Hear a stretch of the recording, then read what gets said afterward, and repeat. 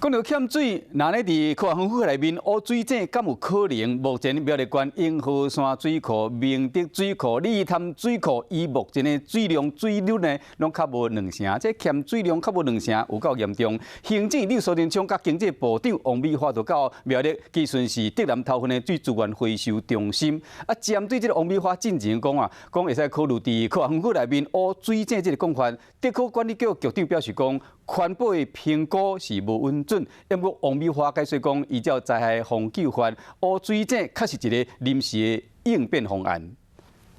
去年风台规模风台是台湾56年以来上欠水的时阵，经济部长王美花搁一摆陪行政院长苏贞昌到苗栗，视察德南头份水资源回收中心，才有 RO 等级净水设备，会使提供工业和生活用水。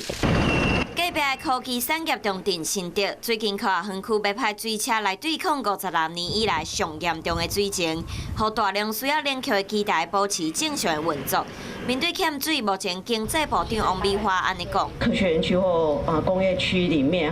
可以在这样的旱灾期间可以来凿井使用。过一礼拜了，我们园区有规划凿井的位置了吗？环评啊，对，限制我们说不得启用地下水。德科的环评和经济部的策略敢有冲突？王美花安尼讲：原来的环评是有承诺不着迹，但是当今天遇到异常的特别的这个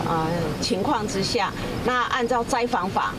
31条，那本身就会有临时的这样的一个应变措施啦。灾防中心会讨论临时应变措施，伫支持了就会交予地方政府和业者自行评估是毋是会使开井，而且要符合相关的条件，包括水源敢有够、地站敢会出问题，拢要考虑。